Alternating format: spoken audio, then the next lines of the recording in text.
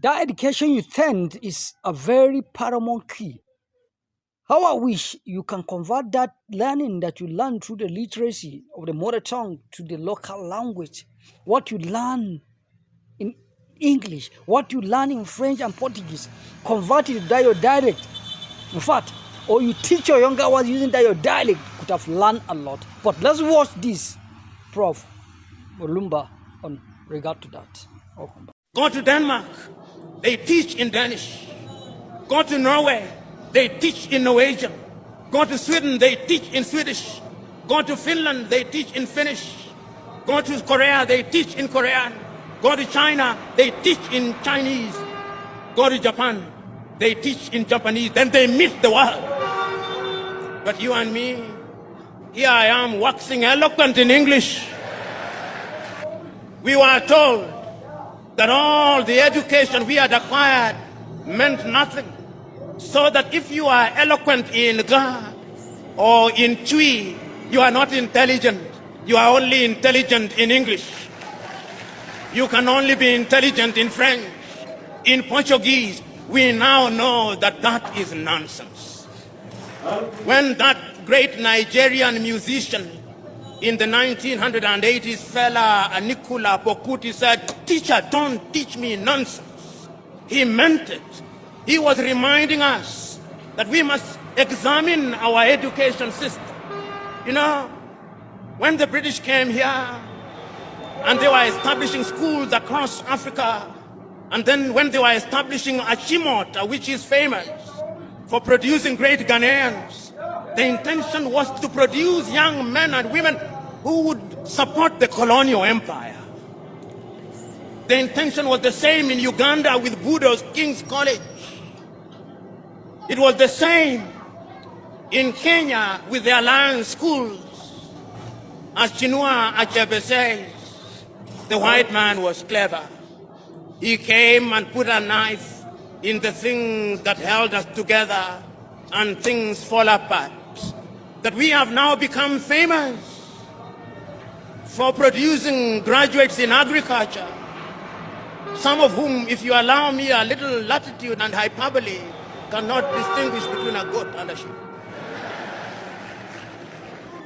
When we want to build our roads, we have engineers, most of whom today, if you do not address them as engineers so and so, they rise up, ready to beat you up.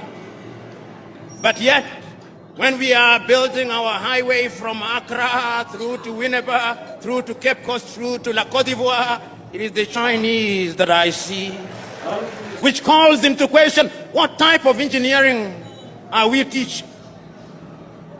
We are producing doctors, and they are good, some of them. But yet, when those of us who have the ability are sick, unless they do not know, they want to be airlifted to Dubai and to Germany.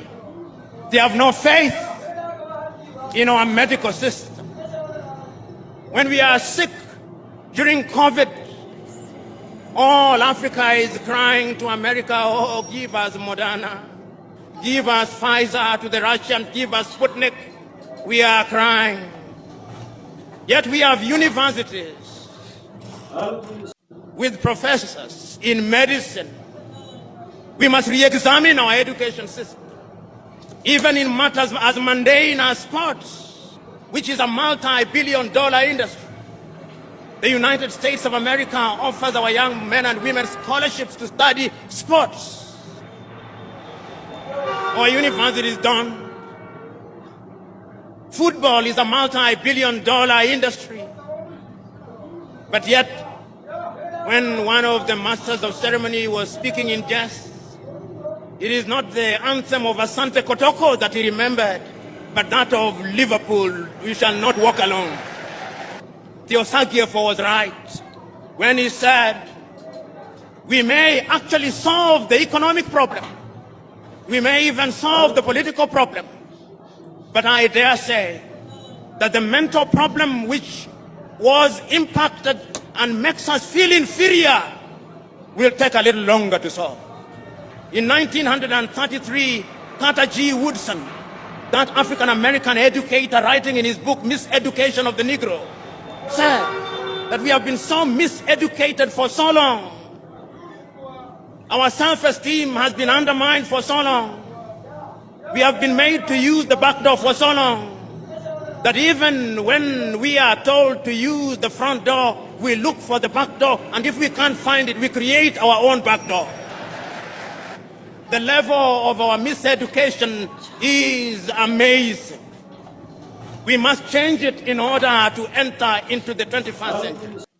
Today, if I stood here and asked young Africans, and there is no shortage of them here, how many African authors do you know? And I asked, which is the last book of Chinua Achebe that you read? Or Kofi Awuno? Or Aikwe Yama? Or Kamara Lai? Or Flora Nwapa? Or Dambisa Moyo? Or more recently, Chimama and Ngozi Adichie? Or Yagiamsi? How many have? We have been made to believe that it's only Shakespeare and Charles Dickens that matter. The Osagie folk, to whom Africans owe an apology, wrote in his great book, Neocolonialism, the last stage of imperialism, and the most dangerous. We are in that stage. That stage when the colonizer still wants us to believe that our literature is inferior, that our science does not exist, that our mathematics does not exist, that we have no medicine to talk about, that we cannot mine beyond Galamsey, that we cannot extract our own oil, that we have no business being in robotics and cryptocurrency, that we must be consigned to the Museum of History alongside the spinning wheel, that we have no business being in the jet age. That is what we are being told. And my fear is that we appear to be believing it. If we are to give meaning to our independence, then education must be our focus. So said Ethiopia's Haile Selassie. If we want to change the continent of Africa, we must give meaning to education. So said Mwalimu Julius Kambarage Nyerere of Tanzania on that day. If we are going to change my little Senegal, we must give education priority. So said Leopold Sédar Senghor of Senegal. Even the complicit Félix Houphouët-Boigny in La Côte d'Ivoire believed so. When you see our judges dressing, they still dress like Father Christmas. Whoever told us that justice could only be administered when you dress like Father Christmas, I do not know. We live in a world where we are so mentally captured that those of you in the middle class, your greatest claim to fame is that my daughter can no longer speak Chui, and is meant to be a badge of honor. It is a badge of complete colonial conquest. And we cannot enter the 21st century with that mindset. Go to the countries in the Scandinavia, which we can dare compare ourselves with. Go to Denmark, they teach in Danish. Go to Norway, they teach in Norwegian. Go to Sweden, they teach in Swedish. Go to Finland, they teach in Finnish. Go to Korea, they teach in Korean. Go to China, they teach in Chinese. Go to Japan, they teach in Japanese. Then they meet the world. But you and me, here I am waxing eloquent in English, not in Kiswahili. We must revamp our curriculum. I suspect you are either using Samsung or Huawei. What did China do 30 years ago?